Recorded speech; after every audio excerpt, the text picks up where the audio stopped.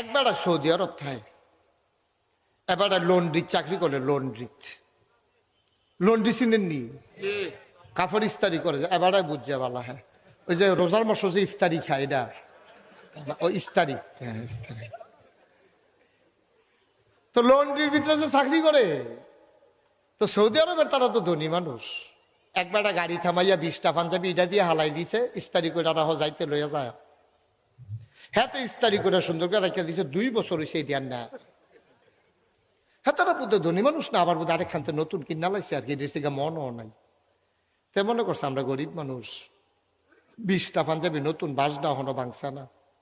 তে 20টা পাঞ্জাবি একখানা আলগা করে রাখিয়া দিছে, নি তৈলে দিয়া দাম, নানি তৈলে ভাই তুই দিকা না, নানি লো দুধ আলে রেখে লাভ কি।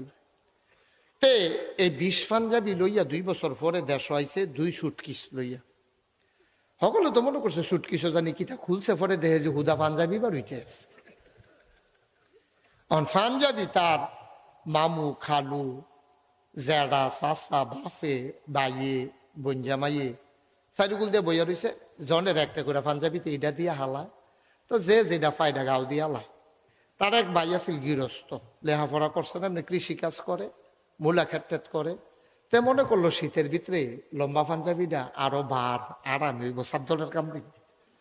তেও আল্লাহর কি কুদরত, এই একটা বালা বার চাইয়া এই লম্বা সৌদি আরবের পাঞ্জাবি কিন্তু ইয়া পর্যন্ত, সবের ফাতা পর্যন্ত।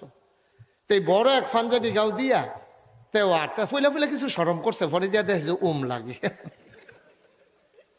সরমটা তো উমডাওয়া লাগে না ও শীতের ভিতরে। লেলিটা পাতলা লুঙ্গি এর দিয়েও বাতাস আইয়া আর যায়। মাসাল্লাহ পাঞ্জাবিটা একটা আউডির কাম দিচ্ছে না এটা। এখন এই পাঞ্জাবি গাও দিয়া তে গেছে গা দেবিদ্যার বাজারও। আল্লাহর কি কুদরত, ইমাম সাহেব গেছে ছুটিতে। ইমাম সাহেব গেছে কো ছুটিতে। এবার বেলে বাইক কি কাম, এবারে গেছে ছুটি। মুয়াজ্জিন সাহেব আজান দিয়া সেটা ইমাম বিচার। আর যদি ইমাম সাহেব নাই নামাজটা পড়াইবো কারা? তো আমরা তো শুধু যার পাঞ্জাবি যত বড় তো এত বড় হুজুর। এখন ইমাম সাহেব চাইতে মুয়াজ্জিনে চাইতেছে কার পাঞ্জাবিটা বড়, চাইয়া দেখে তারটা। তারই গিয়া কয় ভাই সাহেব আসেন নামাজটা পড়াই দেন। হ্যাঁ, তো শীতের ভিতরে মাদার নালা শরীর গাম দিয়া লাইছে তো। আসরের টাইমেতে তারই গিয়ে ইমাম সাহেব ধরছে, মুয়াজ্জিনে ধরছে নামাজটা পড়ান। তখন না আপনারা ভিতরে কেউ পড়ান।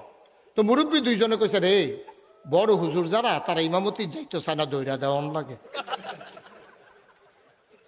2 জনে দৌড়া নিয়ে তার ইমামতি খাড়া করাই দিছে। তার শরীরটা কাঁপতে আছে থরথরাইয়া। তে মনে মনে আল্লাহ বাঁচাইছে, আসরের নামাজ হোনাইয়া কেরাত ফোরন লাগতো না সুরা কেন।